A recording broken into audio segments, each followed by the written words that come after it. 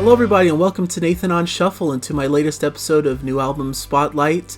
This is the show where I put the spotlight on a new prog album that has come out that I've been particularly enjoying and want to recommend, or that's a fairly big album in the prog world that a lot of people are talking about, and I want to weigh in and give my thoughts about it. So today we're talking about a pretty major release here.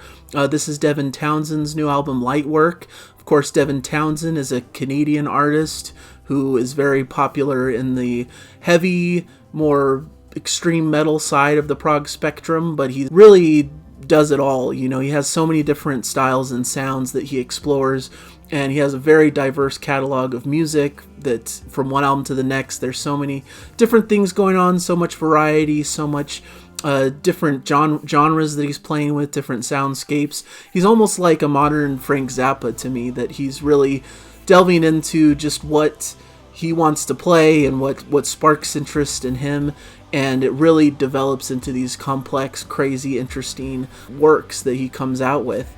He's almost viewed, I believe he's called the mad scientist of metal by many, because he explores a lot in the field of progressive metal, but he'll bring in a lot of disparate influences and a lot of disparate sounds and craft something that's really complex and multi-layered and has a lot baked into it that's a lot to unpack and uncover.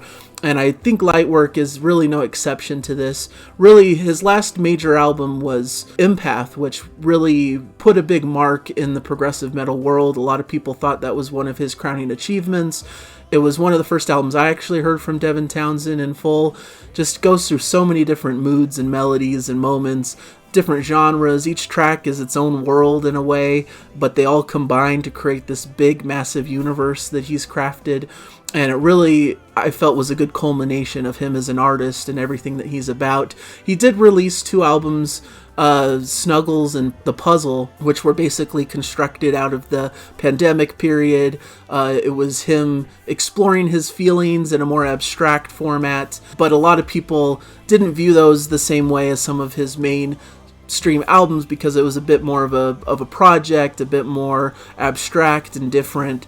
And frankly, I didn't really explore these very much because I heard they were pretty out there and probably not in line with my tastes in particular. But when I heard about Lightwork coming out, which is much more of a lighter album, much more pop influenced, and also is a bit of a product of the lockdown period of COVID and all of that stuff, living and trying to adjust to a post-COVID world in a way. Basically, I was interested in that premise because although I like Empath and found it fascinating, sometimes there were bits of it that got a bit heavy for my taste. You know, I'm not really as into the techie, extreme metal side of things. I'm not really into the growling, screaming style vocals, which I know he partakes in quite often. And I know he has releases in his past history that really are heavy and extreme, and some of the most extreme guttural, feral, heavy metal that you can hear. So I've always been intimidated by Devin's catalog for that reason, because I'm just not into that style. But I've heard there's so much variety and interesting soundscapes and layers that I've always been somewhat intrigued by that. But I thought Lightwork would be a good introduction. I mean, I was introduced with Empath, which I really liked, and I thought this would be a good way to further explore Devin Townsend and his sound. And after hearing it, I think that is perfectly in line with my experience with the album. I really love this record. It's fascinating because it was billed a little bit as his pop album, more accessible, but it's really not a poppy or accessible album in a lot of ways. You know, there's a lot of variety, a lot of complexity, there's a lot of heaviness in certain sections. You know, he's able to bake in the sounds that he's known for in various ways, making it not a very simple, straightforward album that you might expect in hearing the premise of it. So, but there is an approachfulness to it. There is some accessibility there for a new fan who can find little inroads into these songs through these really cool melodic hooks and these moments that are really evocative of like 80s synth pop or things like that. But they are maybe a gateway into that sound, but then explore further complexities and further intricacies in the sound and takes you on this oral journey through really his mind, which is really really interesting to explore. He's just such a fascinating artist because he doesn't ever approach things in a straightforward manner. You know, he does have a good sense of melody and a good sense of hook writing, but he has these little quirks that he likes to sprinkle into the music to make it a bit more interesting, a bit more complex, a bit more layered. And it's not just in the music, but in the production and in all these different things that are added into the makes of the actual sounds. That's what he builds upon to create such a fascinating oral experience that is unlike really any other artist that you come across. And so the album basically starts out with 4 fairly poppier tracks before it delves into a bit heavier material. Moon People starts the album as one of the more pleasant, poppier sounds with an almost drum machine type sound at the beginning. Devin's voice is really melodic and beautiful. He has this really interesting range to his voice where he can sound almost operatic and really clean and beautiful in his vocals, but then of course get into this very harsh, more screaming style vibe, but that's still melodic, that's still really is able to hook you into the main melody of the song without taking you out of it. So, and adds a lot of these crunchy guitars and layered vocals into this track. It's a really beautiful track and a great lead-off single for the album. Lightworker really gives you some big orchestral moments before a lighter feel and a more dreamy acoustic guitar enters with those same more operatic, almost musical style vocals, like musical theater almost in some ways, before he crashes through with the chorus in a big way with these more scream-like vocals. It's a cool contrast, and I think he's also a great artist in delving into these contrasting feels between this really light, dreamy, atmospheric sort of feel to this heavier, more intense moments that really accentuate the meaning behind the songs and the emotion that he's working with. Equinox is another great lighter song. Maybe a bit more of that heaviness gets baked in here than on the 2 previous tracks. You get a little bit of a techno-ish feel with some bleeps and bloops before the heavy sound breaks through into the makes. A bit dreamy and electronica and trip-hoppy in sections, but there's a really dense sound, and I feel like even though there's a lot of density to the music and almost a wall of sound effect, I feel like it's still a bit calming and soothing in some manner. He's really a magician that he's able to do that, to stay melodic and to be able to really give you that ambiance and atmosphere, but still add a lot of density in sound and a lot of layers and a lot of different things happening. Call of the Void is just a really pleasant, beautiful pop melody, really intelligent pop song that I really found to be one of the highlights of the record. Just really a beautiful track that really is meaningful to me. This leads into a bit more of a heavier section of the album with Heartbreaker. A little bit wild, a little bit frenetic with greater energy, a lot of dense layers. This track kind of took a while for it to uncover itself. There's a lot going on in the makes, so it took some time for me to really grab hold of it, but when I did, I really understood what he was going for. It's almost like you're on the brink of chaos, but not quite there. There's more of that heavy wall of sound and some interesting synths in the makes, but he always keeps it from becoming way too intense and metallic. It's still in the framework of this lighter album in some ways, even though he's baking in a bit more of the heaviness he's known for in part. And then this moves into Dimensions, which almost gives you a danceable, like interesting beat with these dark whispered vocals.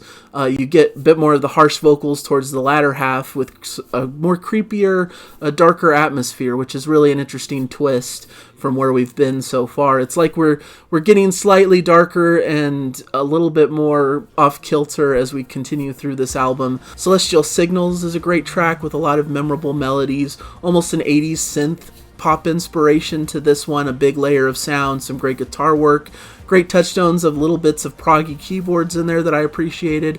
Bit of a contrasting feel in this one as well, a bit dreamy and laid back at times, but can also add to some intensity and some heaviness. Heavy Burden is a little bit of a quirky track with some interesting vocals from, I believe there's like some kids in the mix here, a little bit of a bouncy, more lighthearted feel, some strange staticky vocals as well though. Once again, Devin gives a lot of layers to this, a lot of density, and this leads to Vacation, which is like a laid-back James Taylor style cool pop song that is really an interesting track, a really light acoustic guitar led ballad with some strange keyboard sounds over the top to keep it a little bit quirky and in Devin Townsend's style, but it's really one of the more laid-back, straightforward, poppier songs on the album, and I think it's a good break from this more densely layered, heavier section of the album that preceded it, until we finally come into the big 10-minute finale of the album, Children of God, which is more beautiful layers on top of each other and choir vocals, a bit haunting, and it continues to repeat itself. Can feel a bit repetitive to me, but really it's building a soundscape, it's building a feel, and leaves you on this high note of just feeling peace and comfort and this really great positive play out. And you get that lighthouse, boat scene sort of feel at the end with the foghorns and the soundscapes of being out on the ocean and hearing those types of sounds. So it's a cool way to end the album, and leads back to this theme that I think the album has baked in it, with this lighthouse theme that through the darkness of the pandemic and the lockdown periods and all of that stuff that was happening, music can be somewhat of a lighthouse in the storm that we can gravitate towards to bring us out of it and to find hope and find peace and find something even despite the darkness that surrounds you. So I think that's a really positive, cool message that Devin's working with here, and that's universal and is really meaningful, especially at this time. There's also a second disc in this deluxe edition version that's Nightwork, that goes a bit darker in a lot of ways and is a bit more experimental and goes through a lot of different sections. I'll admit I've only listened to this through like once or twice, and so I'm still unpacking it. And for me, I like the Lightwork part of the album a lot more, just because I like the lighter music and I'm more into that side, where the darker stuff is a bit more heavy and over the top. You get Starchasm, which hits you over the head with a pretty heavy section, pretty good prog metal riffs. Stampy's Blaster just is this heavy blast beats, crazy section before Factions comes in, which is more of that crazy metal chaos that you might come to expect from some of his heavier works. But then from there, it goes into some experimental territory with some really interesting tracks. Yogi is really interesting and quirky with some sparkling synths, almost whimsical as it breezes along with acoustic guitar and an infectious beat, but keeps Devin's trademark weirdness over top of it. Precious Sardine is really a strange 10-minute shifting landscape of different things, and it's hard to grab hold of because there's so much going on in the mix here. Sometimes I feel like there's almost a Latin groove to it a bit, but then it moves into this more Middle Eastern vibe, a bit hypnotic and off kilter, and like almost feels like it's going off the rails before it comes back to some of those earlier sections. It's a really strange experimental track, but very fascinating. Hope is in the World is a bit heavier soundscape, but ethereal vocals come in as well, giving this a bit of that juxtaposition I've been talking about. A beautiful piece of music. This is one of the ones that could maybe fit on Lightwork. It has a bit more of the Lightwork vibe, but a little bit of heaviness. Children of Dog gives that Children of God reprise a little bit. It's the same basic melodies, but done a little bit differently, a reworking of that, a bit darker and moodier because this is the Nightwork disc. And then Sober is a nice change of pace, more a dark, moody vibe. Reminded me a little bit of the sounds of like Chris Isaak's Wicked Game, but some pretty vocals and some acoustic guitar strumming and synth washes here. Boogus is a strange track with a loungy type vibe, almost beachy, kind of surf music in some ways. And then Carry Me Home is another really sweet ballad that ends this with acoustic guitar and almost a country style vibe. So that's really Nightwork. And that one as well could probably fit on Lightwork a bit, Carry Me Home, more of an acoustic ballad feel. It's a really beautiful track. So Nightwork is an interesting collection of different odds and sods that didn't quite fit on the Lightwork album that I think is interesting to have. But to me, the main meat of the project is the Lightwork album, because it really expresses the emotion that I think Devin's trying to convey about how he feels post this lockdown experience and how he's dealing with things, and brings you that hope and that lightness and that accessibility, but continues to add layers and density and gives complexity in the soundscapes that Devin's known for. So it's a great entry point, in my opinion, of Devin Townsend's work, because you get that trademark quirkiness and oddness, but it's in a more accessible format. And from there you can explore out further into his back catalog, I think is a great way to approach it. Somewhat how I'm going to approach it, because I'll admit I haven't really heard any of the albums prior to Empath, so this is really making me want to explore his discography further, and I'm really excited to go on that journey, because I know a lot of people talk so highly of Devin Townsend, that he's a genius, one of the biggest figures of the modern progressive rock and metal movement, and so I've always wanted to explore him, but I've been a bit intimidated, but I think this is a good entry point for me at least, and will help me to uncover and unpack some of his more complex earlier works. So I'm excited for the journey. Hopefully you guys like this review, and please give me a like or a comment if you appreciated this content, and please subscribe if you haven't yet. I'd like to do these reviews every so often and cover all of the major prog releases that come out. So thank you guys for your support, and I'll hopefully catch you guys in a future video. Thank you so much. Bye.